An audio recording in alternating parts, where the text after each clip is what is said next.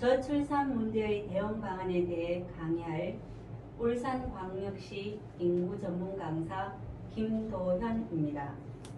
먼저 대한민국의 저출산 현상에 대해 알아보겠습니다.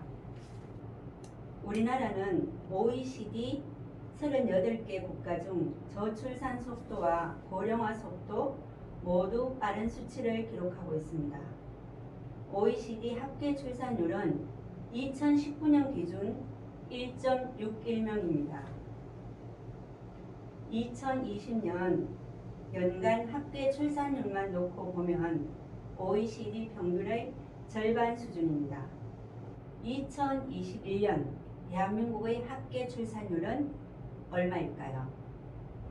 안타깝게도 전년 대비 0.03명이 감소한 0.81명으로 통계청이 발표했습니다. 이런 수치가 말해주듯이 우리나라는 초저출산 국가로 세계 꼴찌 출산율을 기록하고 있습니다. 메달로 치면 금메달이죠.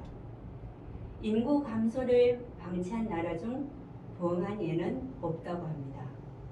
우리나라는 인구 유지선인 2.1명을 1983년에 깬 후 20년이 지난 후 출산 장려를 시작했으니 너무 늦게 시행함으로써 시기를 많이 놓쳤다고 볼 수 있습니다.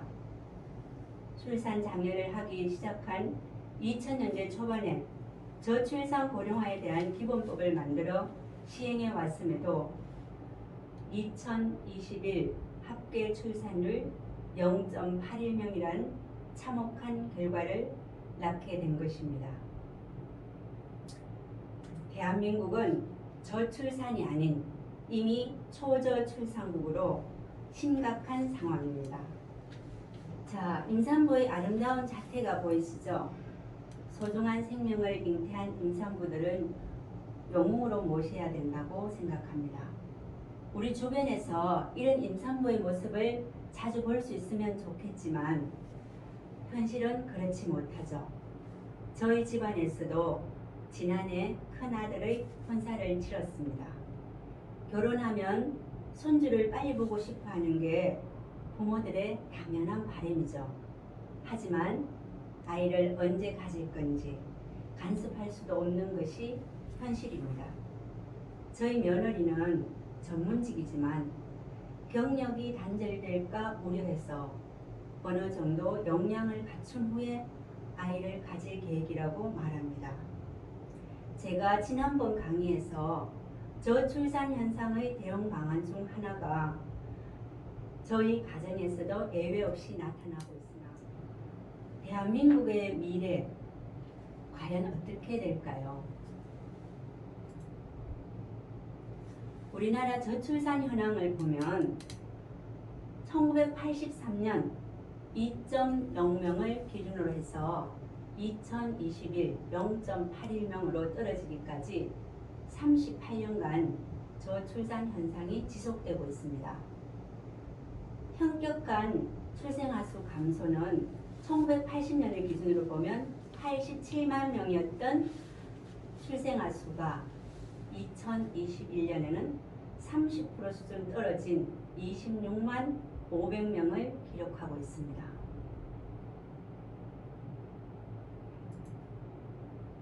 고령화 현황을 한번 살펴보면요. 평균 수명 연장으로 65세 이상 인구가 지속적으로 증가하고 있습니다. 노인 인구 중 75세 이상 인구 비중이 증가하고 있음을 알 수 있습니다. 이 그래프를 통해서 보면 노인 인구의 비중이 점점 증가하고 있다는 것을 알 수 있습니다. 여러분 2.1명 이 숫자가 뭘 의미하는지 아세요? 대체 출산율, 한 국가가 현재의 인구 규모를 장기적으로 유지하는 데 필요한 출산율의 수준을 의미합니다. 즉, 결혼한 부부가 그들을 대체하기 위하여 가져야 할 자녀 수를 나타낸 것입니다. UN 유럽경제위원회의 보고서에 따르면 가임 여성 1명당 2.1명의 자녀를 두는 것이 적정한 수준의 대체 출산율이라고 보고 있습니다.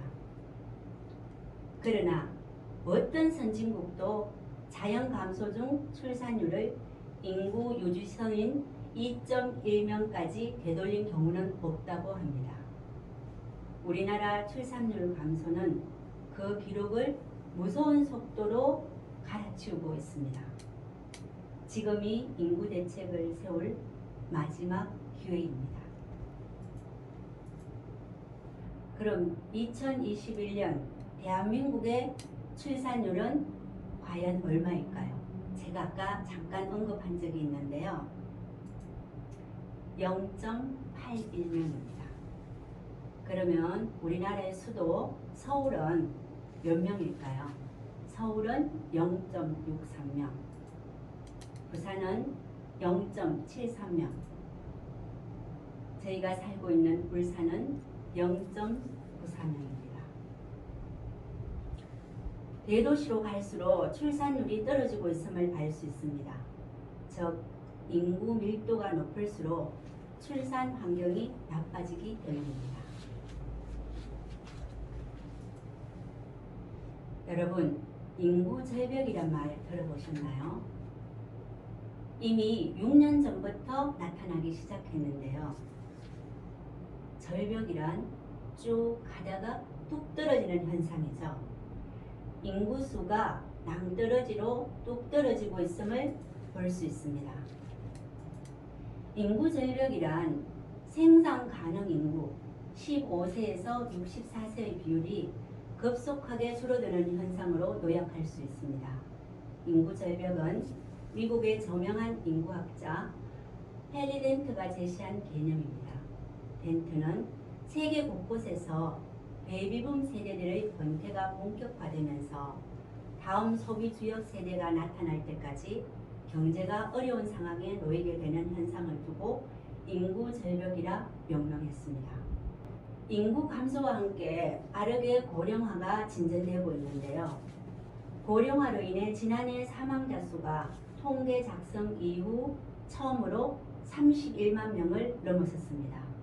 지난해 출생아 수는 20만 명 중반대까지 하락해 사망자가 출생자보다 많아 인구가 자연 감소했습니다.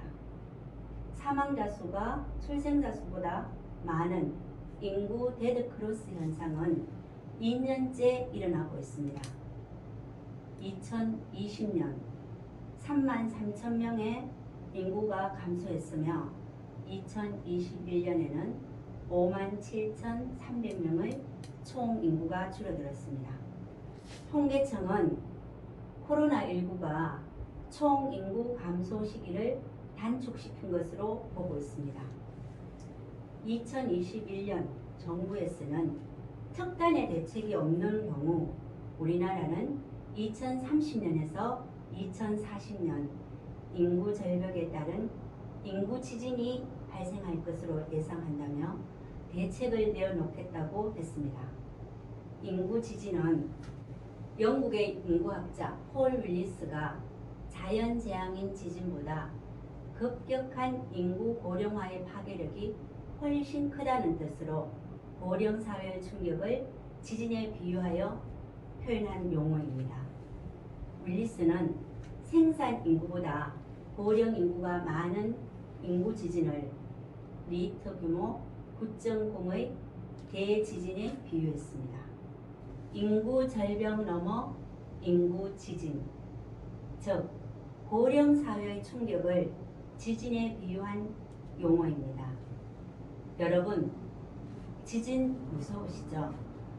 인구 지진이라는 표현이 어감이 세고 인구 문제를 약간 무섭게 과장한 표현이라고 생각할지 모르지만 인구 지진이 발생한다면 사회 여러 분야에서 구조가 송두리째 흔들릴 수 있는 문제입니다. 저출산 고령화의 파급 효과에 대해서 알아보겠습니다. 기대 수명 증가로 한국인의 기대 수명은 2030년 100세 시대로 진입하여 출산율은 OECD 평균 절반 수준이며 향후 고령화가 더욱 심화될 전망입니다. 인구, 미래, 공존. 인구학으로 유명한 조영태 교수는 이 책에서 우리나라가 인구학 관점에서 봤을 때는 서서히 골든타임에 접어들고 있다고 합니다. 본격적으로 생산 가능 인구가 줄어드는 것을 체감하는 것은 2030년이라고 합니다. 약 8년 뒤 세상에 많은 것들이 바뀌어 있을 것입니다.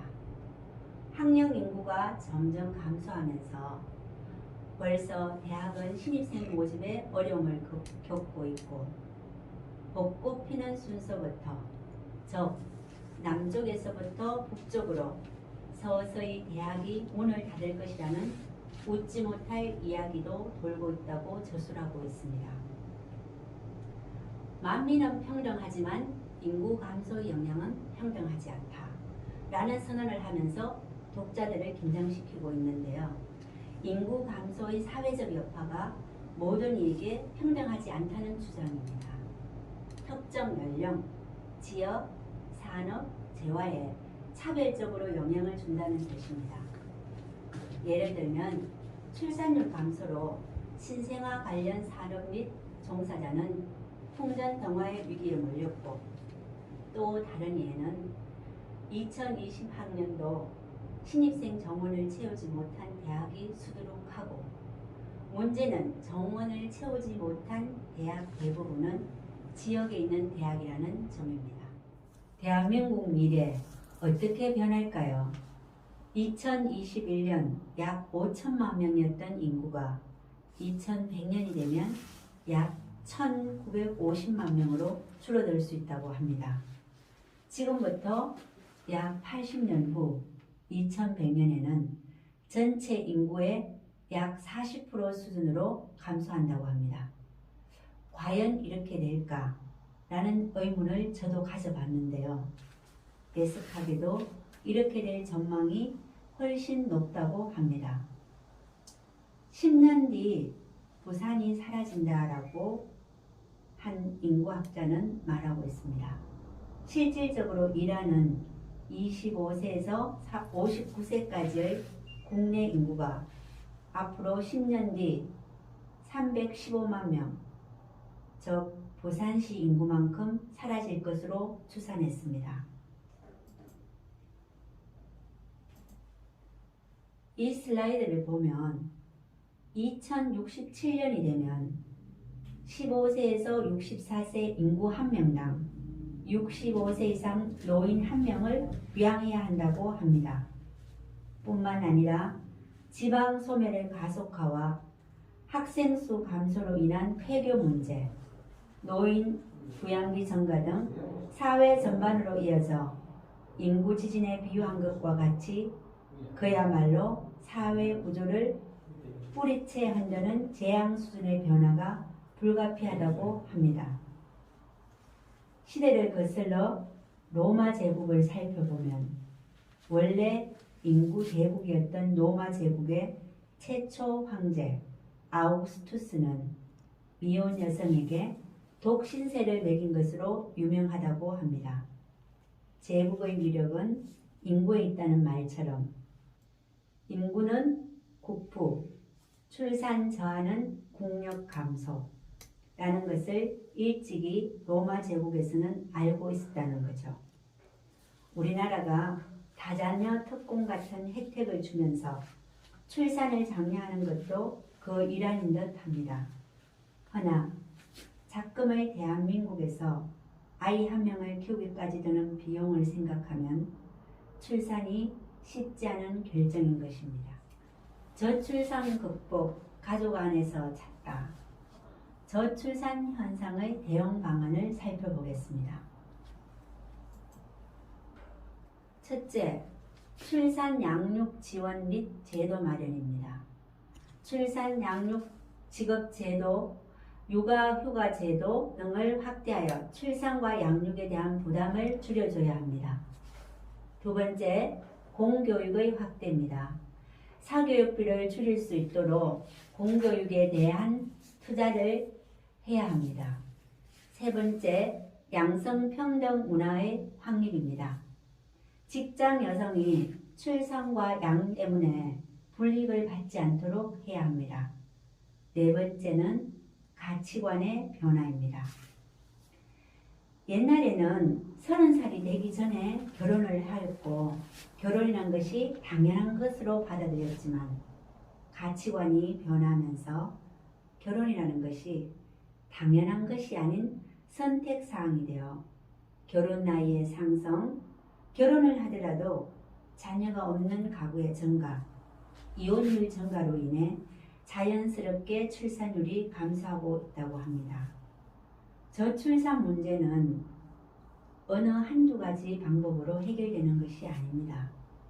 그 어떤 정책보다 이 가치관의 변화가 선행되어야 합니다. 출산과 양육을 행복으로 여기는 가치관이 확산되도록 노력해야 하며 출산과 육아를 사회가 함께 책임진다는 인식을 확립해야 합니다.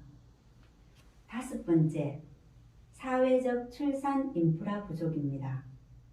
출산 장려 정책으로 인해 출산 휴가 등과 같은 제도가 생겼다고 하나 한국 사회는 여러 면에서 경직되어 있습니다. 유형 근무라는 것이 있어요. 아이가 너무 어릴 때 근무 시간을 단축하고 아이가 좀 크면 풀타임으로 일하겠다고 하면 그래? 영원히 그냥 줄여 라고 한답니다. 현실적으로 아직까지 여성의 출산을 꺼려하는 사회의 시선과 그로 인해 경력이 단절되는 이유 등으로 저출산의 원인이 지속되고 있다고 합니다. 저출산 문제의 성과를 더욱 확실히 나타내기 위해서는 성공한 국가들의 정책을 적극적으로 도입하고 여성에 국한된 정책이 아닌 다양하고 통합적인 정책과 저출산 문제를 해결하고자 하는 사회적인 인식 전환이 먼저 이루어져야 합니다. 대한민국 직장인을 대상으로 한 설문조사에서 아이를 낳지 않는 이유로 첫 번째가 일과 병행이 어려워서, 두 번째가 경제적으로 힘들어서, 세 번째가 나를 위한 삶을 살고 싶어서라고 했답니다. 다양한 출산 장려 정책이 있지만 큰 성과를 보지 못하는 것은 여전히 가사와 육아는 여성의 책임이라는 관습적인 사고방식이 사회 전반에 만연해 있고 대다수의 직장 여성들이 가정과 직장 생활의 병행으로 인해 많은 어려움을 겪고 있습니다. 이러한 가정, 일 양립의 어려움은 저출산으로 직결되어 나타나고 있습니다. 맥도날드 교수의 제안에 보면 떨어지는 출산율을 막을 수 있는 것이 바로 가정 내 성평등 수준이라고 합니다. 여성의 사회 참여가 활발해진 만큼 가정에서 남성의 가사노동과 자녀 돌봄을 함께 활발해져야 하고 출산 이후 여성의 경력 단절이 사라져야 한다는 것입니다. 요즘 세대는 가사 분담이 일반화되어 간다고 합니다. 하지만 지속적인 저출산 현상이 나타나는 것으로 보아 현실에서 그것이 생각만큼 쉽지는 않은 것 같습니다. 사회적으로도 돌봄의 가치가 형성되어야 합니다. 우리나라는 돌봄의 가치가 너무 약합니다. 저출산 문제는 가족 안에서 많은 부분이 해결될 수 있음을 인지하며 임산부를 위해서는 우리는 모든 배려와 지원을 아끼지 말아야 합니다. 아이의 웃음소리가 세상의 희망입니다. 감사합니다.